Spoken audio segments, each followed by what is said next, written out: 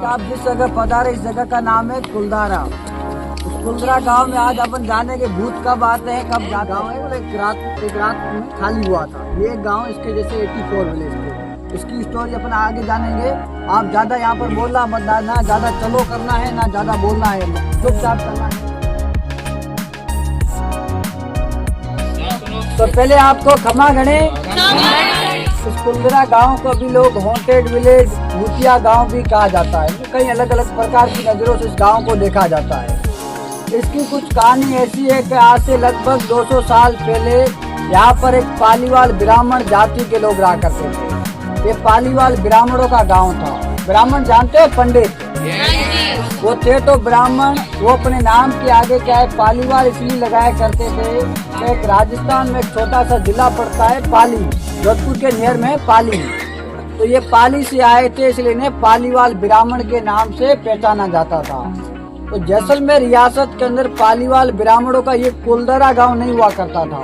इसके जैसे 84 विलेज हुआ करते थे। उनमें से एक विलेज ये कुलधारा था, जो कि संपन्न धन संपत्ति वाला गांव, एक तरह से संपूर्ण गांव ये कुलधारा था।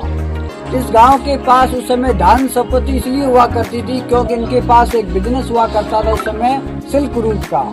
सिल्क रूट मतलब पहले क्या है, सारे बॉर्डर एक रहा करते थे, यूरोप चाइना, उस समय मतलब ट्रेड रहता था, व्यापार होता था। उस माध्यम से उन पालीवाल ब्राह्मणों के पास धन संपत्ति बढ़ती देख तो जैसलमेर के राजा ने इस गांव के ऊपर टैक्स लगा दिया था। अभी तो क्या है, हम टैक्सेस बोलते हैं, पहले कर और लगान वसूली बोला जाता था। तो इन्होंने कई सालों तक राजा को लेन देन किया। 1825 में एक राजा आया मूल राज सिंह करके। उसके आगे एक मंत्री टाइप एक दीवान रखा हुआ होता है जिसका नाम होता है सालम सिंह, जिसकी क्या अभी भी फोर्ट के नियर में हवेली बनी हुई है, सालम सिंह की हवेली मोती महल। तो सालम सिंह इतना पावरफुल मिनिस्टर था कि इस गांव पर अत्याचार करना, ज्यादा लगान वसूली करना, एक तरह से उसका नाम था सालम सिंह। और लोग क्या उसे जालम सिंह बुलाते थे क्योंकि वो उस प्रजा पर बहुत जुल्म और अत्याचार करता था। तो एक दिन क्या हुआ, सालम सिंह का इस कुलधारा गांव में आना हुआ। उसे इस कुलधारा गांव के जो मुखिया थे रामचंद्र पालीवाल, उनकी बेटी पर सालम सिंह की बुरी नजरें पड़ जाती हैं। तो सालम सिंह जिद करने लगता है उस लड़की से शादी करने के लिए। और ये ठहरे पालीवाल ब्राह्मण कि आज भी अपनी बेटी अलग समाज में नहीं देते, पहले भी नहीं देते थे। उन्होंने कहा हम पालीवाल ब्राह्मण हैं, आप अलग समाज से हो, अगर हम आपको अपनी बेटी देते हैं तो हम पालीवाल ब्राह्मणों का धर्म भ्रष्ट हो जाएगा। तो सालम सिंह ने कहा कि आप अपनी बेटी नहीं दोगे तो मैं अपने सैनिकों को भेज के इस गांव पर हमला करके इस लड़की को लेके चला जाऊंगा। तो इस गांव के मुखिया ने कहा कि आप ऐसा मत करना, ऐसे हम पालीवाल ब्राह्मणों की इज्जत चली जाएगी, हमें कुछ ऐसा उचित समय दो। जो हमारे 83 विलेजेस और हैं, पहले हम उनकी राय लेके फिर आपको हम निर्णय देंगे। तो ठीक है। तो सालम सिंह ने 10 दिन का टाइम दे दिया। तो उस समय इनके पास ना फोन थे ना व्हीकल थे। तो चारों दिशा में ऊंट और घोड़े बेच के 83 विलेजेस के लोगों को इकट्ठा करके यहाँ पर पंचायत रखा गया। तो मुखिया ने कहा आज ऐसी बात हो रही है, आज मेरे साथ हो रहा है, आने वाले वक्त में आपके साथ भी हो सकता है। आज इस कुलधारा गांव की बेटी सालम सिंह ले जाएगा, कल किसी और गांव की भी ले जा सकता है। इतनी करके अपन अलग समाज में अपने से कितनी बेटियां लेंगे। हमें बेटी तो नहीं, हमें एक ही रात में अपने 84 विलेज गाँव खाली करके यहाँ से निकलना होगा। तो ठीक है। फिर सारे लोग इस बात को मान गए। इन्होंने एक ही रात में अपने 84 विलेज गांव खाली करके भारत के हर स्टेट में डिवाइड हो गए कि किसी को पता नहीं चले कहाँ गए कहाँ नहीं गए। और 1825 से गांव खाली पड़ा है।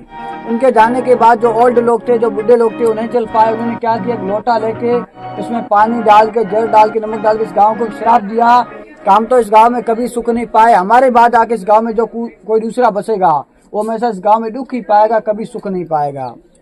उन्होंने क्या है वो पानी पी लिया था, बुढ़े लोगों की इधर ही मौत हो गई थी। उनके मरने के बाद जो दूसरे लोग रेगिस्तान में लोग रहते थे, उन्होंने इस गांव को दोबारा बसाया। उनमें से भी वो भी असफल हो गए। उनमें से किसी का परिवार उजड़ गया, किसी की बेटियां खत्म हो गई, तो वापस रेगिस्तान की ओर चले गए।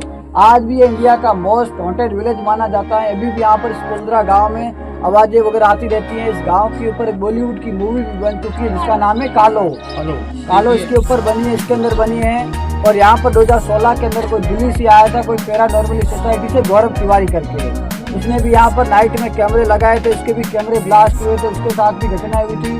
फिर कुलधारा के जाने के बाद एक सप्ताह बाद उसकी भी मौत हो गई थी 7 जुलाई 2016 को। उसके बाद गवर्नमेंट आज भी यहाँ पर आफ्टर 6:30 किसी को अलाउड नहीं करती है। और ये जहाँ अपन खड़े हैं ना, ये जनरल स्टील ने 2017 के अंदर कैफेटेरिया बनाया था। जो इनका शुरू होने से क्या है, पहले गिर गया था। कुंदरा गांव में कुछ बसा नहीं सकते और ना इस गांव का पत्थर उठा सकते हैं।